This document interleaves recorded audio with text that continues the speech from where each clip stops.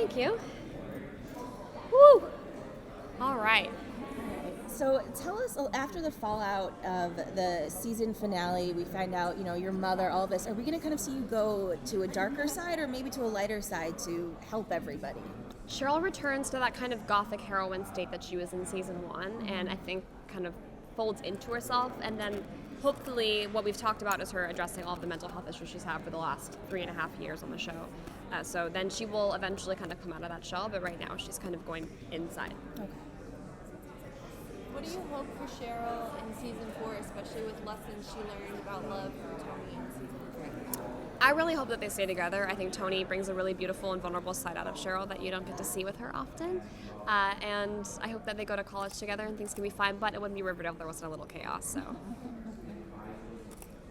you have any favorite one-liners? Or she always has these real, what is it? I own the color red, or I am red. Yeah.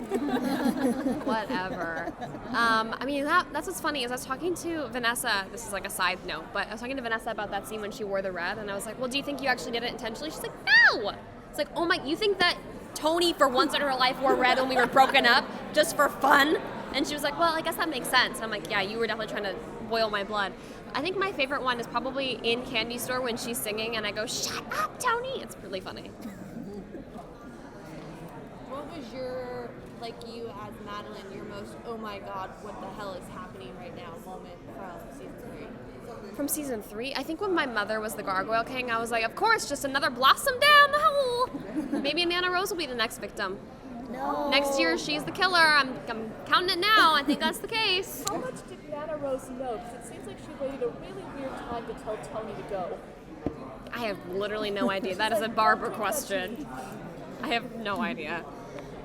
What do you think has been the most beneficial arc for Cheryl this entire time? We've seen so many different things happen.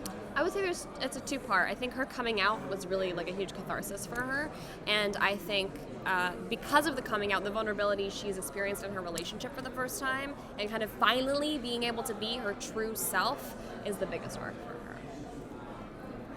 When getting into the headspace of this character, what do you imagine that she imagines as her future trajectory? Like, what does she want to do for a living, or what type of life does she want to have? Well, I know that she wants to go to Highsmith College, which is like the next step for her, and I think she's kind of figuring it out as she goes. She's such an in-the-moment kind of person, and she enjoys the stirring shit side of her job in life, so I'm not sure what she wants to do. I think she'd make a fantastic lawyer. Me too.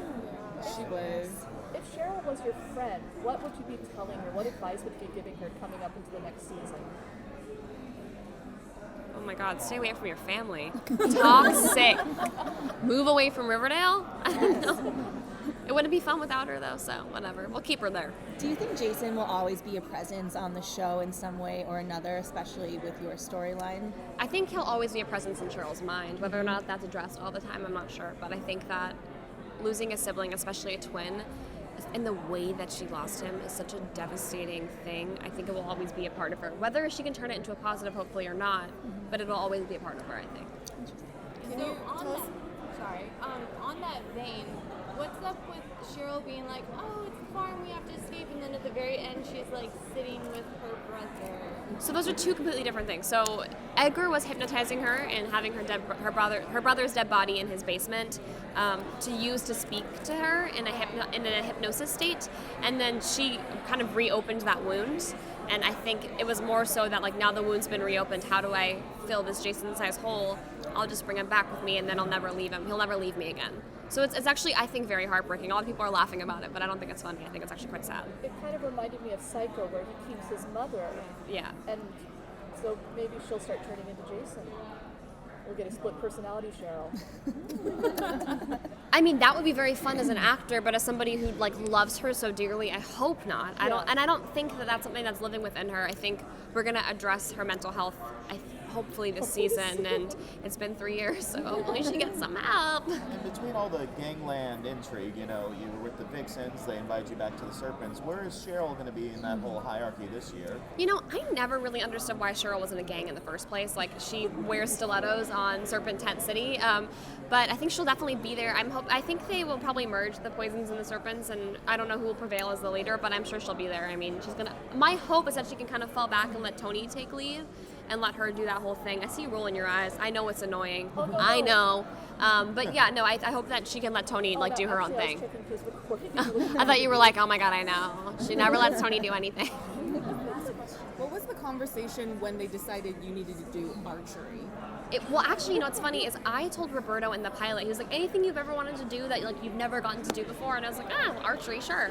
And then I thought he forgot, and then in the second year he was like, you're on archery lessons. I was like, great, cool, whatever, I'm down, and now I love it. It's the coolest thing ever.